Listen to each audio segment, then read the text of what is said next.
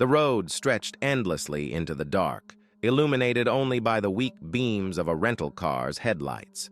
Sarah tightened her grip on the wheel, glancing nervously at her phone. No signal. The storm raging outside had knocked out all communication. The GPS had died hours ago, and now the forest-lined road seemed to twist endlessly without a destination. "Are we even going the right way?" asked Greg, her younger brother, from the passenger seat.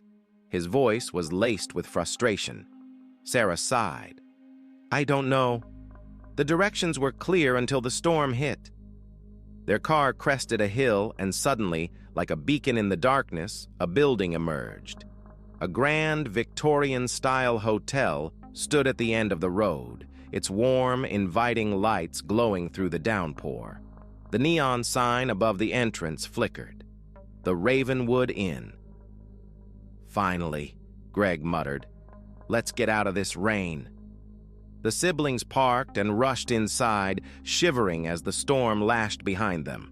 The lobby was elegant but dated, with dark wood paneling, antique furniture, and a roaring fireplace. A faint smell of lavender and something metallic lingered in the air. "Welcome to the Ravenwood Inn," said a woman from behind the desk. Her smile was polite but lacked warmth. She was dressed impeccably in a vintage uniform, her hair pinned in an old-fashioned style. "Checking in?" Yes," Sarah said. "Do you have any rooms available?" "Of course," the woman replied, sliding a key across the counter. The key was old, made of brass, with the number *207* engraved on it. Sarah hesitated. "Don't you need our names or payment information?" The woman's smile widened. "That won't be necessary. Everything is taken care of." The siblings exchanged uneasy glances but were too tired to argue. They took the key and headed upstairs, the carpeted steps muffling their footsteps. Room 207 was at the end of a long, dimly lit hallway. The air grew colder as they approached, and Sarah felt a growing sense of unease. The door creaked as it opened, revealing a room that was surprisingly modern compared to the rest of the hotel. A large bed, a flat-screen TV, and a minibar greeted them. "Not bad," Greg said, flopping onto the bed. Sarah wasn't so sure. She moved to the window, peering out into the storm. Lightning illuminated the dense forest beyond, but the road they'd come from was nowhere to be seen. "Sarah!" Greg called. Elena's scream echoed through the room, but no one came to her aid. The shadowy figure in the corner was gone as quickly as it had appeared, leaving her trembling in the oppressive silence. The door to her room remained locked, and the window was an impenetrable wall of snow. She was truly alone, or so she thought. Her phone's flashlight cut through the darkness as she scanned the room, her hands shaking. The wardrobe was still closed, its shadows seemingly dormant, but the sense of being watched was unshakable. Desperate to escape, Elena turned to the mirror. The glass was cloudy, its surface rippling as if it were water. Her reflection stared back at her, but something was wrong. It didn't mimic her movements. Instead, it seemed to smirk, tilting its head slightly. "Stop it," she whispered, her voice cracking. "This isn't real." But the reflection didn't stop. It raised a hand, pointing toward the door. Elena turned, expecting to see the same locked door she had tried moments before. But now, it was ajar, revealing a dimly lit hallway beyond. Her instincts screamed at her to stay put, but the oppressive air in the room made it impossible to stay. Grabbing her bag and her phone, she stepped into the hallway, her footsteps muffled by the thick carpet. The walls were lined with faded floral wallpaper, the pattern warped and peeling. Portraits of unknown figures stared down at her, their eyes seeming to follow her every move. The hallway stretched on endlessly, each step taking her further into the unknown. Doors lined the walls, but they were all shut tight, their brass handles gleaming faintly in the dim light. She tried one at random, only to find it locked.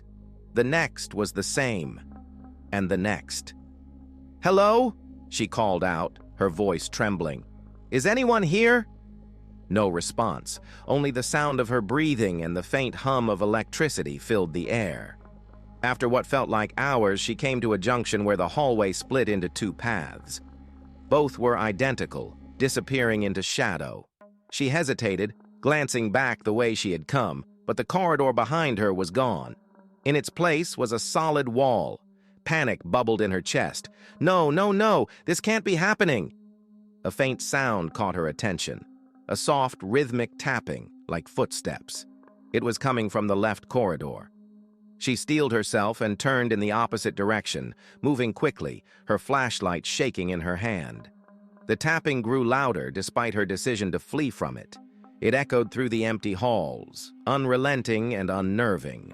Suddenly, one of the doors ahead creaked open, the sound breaking the suffocating silence. A faint, flickering light spilled out into the hallway. Elena approached cautiously, peering inside. The room was starkly different from her own. It was larger, with high ceilings and grand furnishings that seemed untouched by time. A massive fireplace crackled with a warm fire, though no one was there to tend it. Above the mantel hung a portrait of a young woman who bore an uncanny resemblance to Elena. Her breath caught. She stepped closer to examine the painting. The woman's expression was serene, her dark eyes filled with knowing, almost mocking. At the bottom of the frame was a small plaque. Guest 217. "No," Elena whispered, stumbling back. "This can't be me." The door slammed shut behind her, and the fire extinguished itself in an instant, plunging the room into darkness. She fumbled for her phone, but the flashlight wouldn't turn on. She was trapped. A voice whispered in the dark, soft and melodic. "You don't belong here." "Who's there?" Elena demanded, spinning around. The voice didn't answer, but the shadows began to move, twisting and swirling like smoke. A figure emerged from the darkness, a woman in a long, tattered gown, her face obscured by a veil. Her hands were skeletal, her movements deliberate and slow. Elena backed away, but the room felt smaller now, the walls closing in. "Please," she begged, "let me go." The veiled figure raised a hand, pointing toward the door. It swung open on its own, revealing another hallway, this one darker and more foreboding. Elena didn't wait for an invitation. She bolted through the door, the air growing colder with each step. This hallway was different. The doors were spaced farther apart, and the portraits on the walls were gone. Instead, the wallpaper was covered in strange symbols, spirals, runes, and shapes that seemed to writhe when she looked at them for too long. Her phone buzzed in her pocket, startling her. She pulled it out to find a message flashing on the screen. "Turn back." Her heart pounded. The phone had no service, so how had the message appeared? She stared at it, debating whether to heed the warning when she heard the footsteps again. Closer this time, and heavier. She started running, her breaths coming in ragged gasps. The hallway seemed endless, but then she saw it. A door at the very end, larger and more ornate than the others. It was made of dark wood with brass handles shaped like twisting vines. A faint light glowed from the cracks around its edges. Elena reached the door and hesitated, her hand hovering over the handle. The footsteps were right behind her now, accompanied by a low, guttural growl. She had no choice. She threw the door open and stepped inside, slamming it shut behind her. The room was vast and empty, its walls lined with mirrors. The floor was polished marble, cold under her feet. In the center of the room stood a single chair, facing away from her. As she approached, she saw herself reflected in the mirrors, but her reflection wasn't right. It moved on its own, its expression twisted into a cruel smile. The chair creaked, and she realized it wasn't empty. Someone, or something, was sitting in it. "Elena," the figure said, its voice chillingly familiar. "Welcome home." Elena's breath caught in her throat as she stared at the figure in the chair. Its back was to her, but the voice that had spoken her name was undeniably her own. The room felt impossibly cold, and the mirrors lining the walls distorted her reflection. They twisted and rippled, showing fragments of her past, moments she wanted to forget. The figure in the chair rose slowly, its movements unnervingly deliberate. When it turned, Elena gasped. It was her, or at least a version of her, pale, with hollow eyes and a twisted smile. "Why are you running?" the doppelganger asked, its voice dripping with malice. "You came here for a reason." "I don't even know where I am," Elena said, backing away. Her legs felt weak, and her heart pounded against her ribs. The room seemed to grow smaller, the mirrors closing in. Her distorted reflections laughed silently, their faces warped into grotesque masks. The doppelganger took a step forward, and the floor beneath it cracked like thin ice, spreading jagged fissures across the polished marble. "You don't remember, do you?" it said. "Let me help you." Suddenly, the room shifted. Elena found herself standing in the middle of her childhood home. The air smelled of burnt wood and old books. She recognized the worn couch, the scratched coffee table, and the photograph on the mantel. Her family, smiling and happy.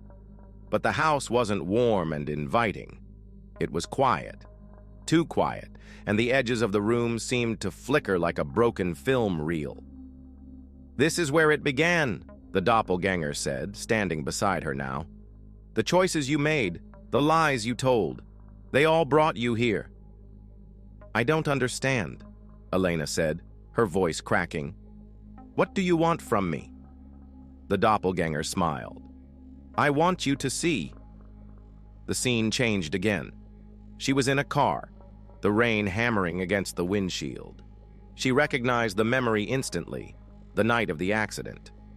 Her chest tightened as she gripped the steering wheel, watching her younger self drive recklessly down the slick road. The headlights of an oncoming truck blinded her, and then nothing. The scene froze. "You walked away," the doppelganger said, circling her like a predator. "But they didn't." The image shifted to a hospital room. She saw herself sitting in a chair, head in her hands, while doctors spoke in hushed tones.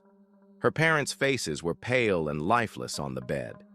The memory of their loss hit her like a physical blow.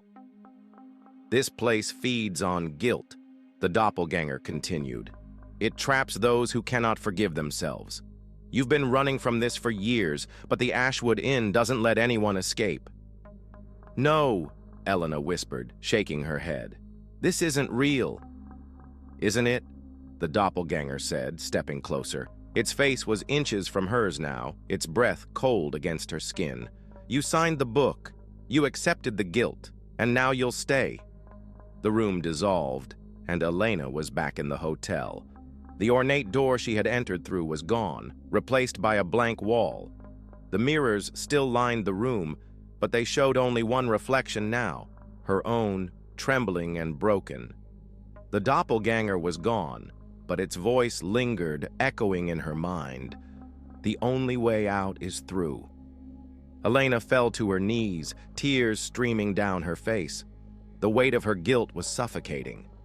She didn't know how long she sat there, but eventually the cold air began to warm, and the mirrors shimmered like water. When she looked up, she was no longer alone.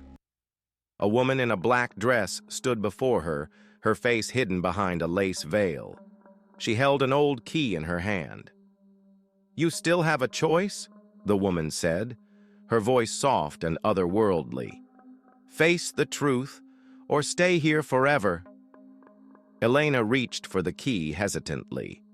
The woman placed it in her palm and gestured to a new door that had appeared on the far wall. It was simple and unadorned, its surface weathered with age. Elena stood, her legs shaky, and approached the door. The handle was cold under her touch. She turned it and stepped through, her breath catching as blinding light engulfed her. When the light faded, Elena found herself standing outside the Ashwood Inn. The snow was falling gently, and her car was parked where she had left it. She turned back to the hotel, but it was gone. In its place was an empty field. She looked down at the key in her hand. It had changed, now smooth and golden, with the number 217 etched into its surface. A faint voice whispered in her mind, "Remember?" Elena climbed into her car and started the engine, her hands steady for the first time in years. The guilt hadn't disappeared, but it no longer controlled her. She drove away, leaving the Ashwood Inn behind. But somewhere, deep in the misty mountains, the hotel waited.